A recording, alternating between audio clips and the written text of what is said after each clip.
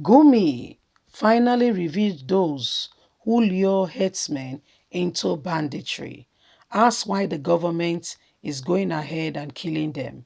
Why are you doing that to them now after you lure them into what they are currently going through? Hello, my wonderful people. This is the Islamic clergy who advocates for Fulani herdsmen, who speaks for them, who is always against every other person. And I said the government should give them amnesty. But what he faced to also, bring out and tell everybody is what will happen to the people.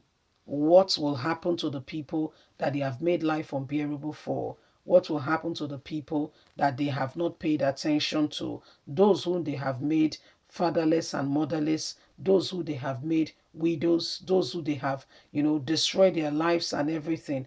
What will happen to those set of people? What will happen? Because you are telling us now that they should give them amnesty. Anyway, he's revealing and is exposing those who have been using this set of people, those who have been, ensuring that herdsmen become bandits and today are criminals in our society. Please don't forget to give us a thumbs up. Subscribe if this is your first time. Let's get all the details. Gumi revealed those that lure herdsmen into banditry.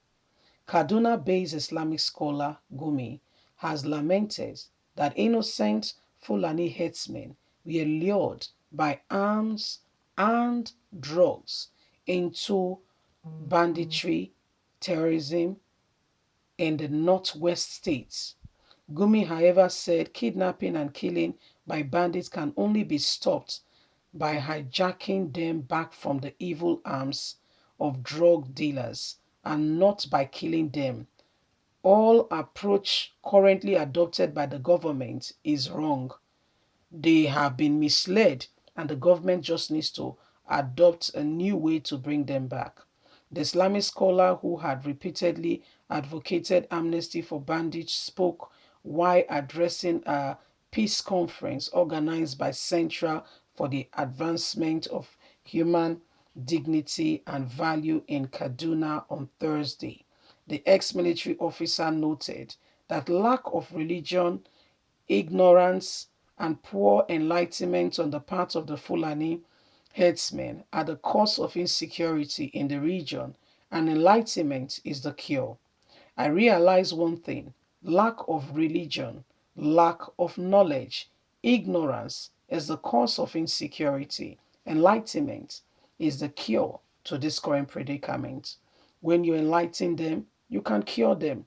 When you want to cure the problem, the way you go back to the way it was created. You go into bloodshed and see what it is.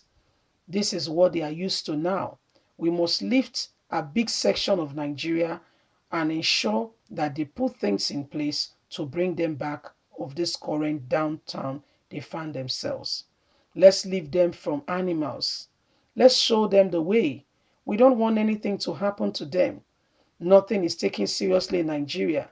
The nomadic education was left to no funding. How do you cure it? Some are suggesting kill them all because they are killing. For 3 years now, the government has spent 1 billion and over. And now you need another 1 billion. But I say 1/3 of the billion will enlighten them and stop the killing. You have tried it and it did not work. Nobody tried something and does not work and want to try it again. The bandits have lives in them like we have. They have families and children. What about the people they are killing? When I visited the bandits in the forest, the first step was to use psychology on them. They aired their grievances and they were ready to change. So, what are their conditions? They were all constitutionally right. When a herder comes before the court of law, he is finished because he is ignorant. They complain and nobody give them justice. What do you want them to do? They have no education. The minister of education have not released a single kobo for their children to go to school. So the ignorant continue. They are hijacked by the evil people who do nothing to salvage the situation, yet you want to kill them all.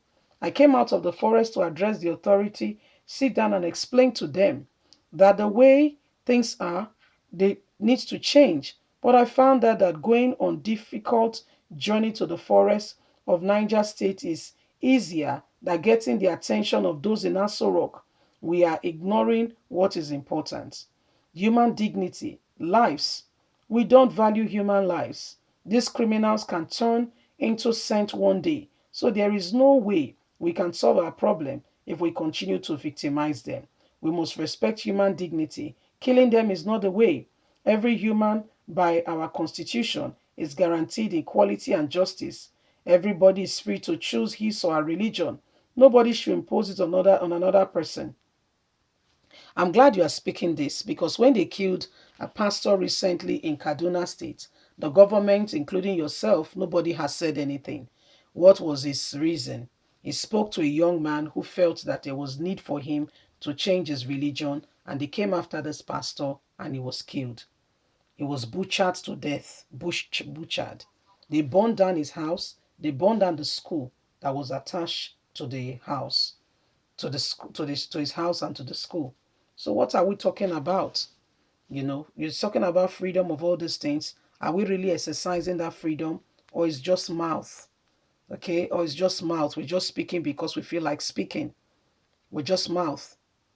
So, I mean, it is what it is. There are so many people and there are so many things, going on, and we must change. If we want change, we must, work at it. What independence are we really calling, or what are we calling independence for when we know that there is no independence anywhere? There is no freedom of speech in the country. People are not happy. There are no jobs. There are no, I mean, things are worse than you can ever imagine. Things go from bad to worse every single day. And then you tell me that the country wants to move forward, and there are people who really wants to move this country forward.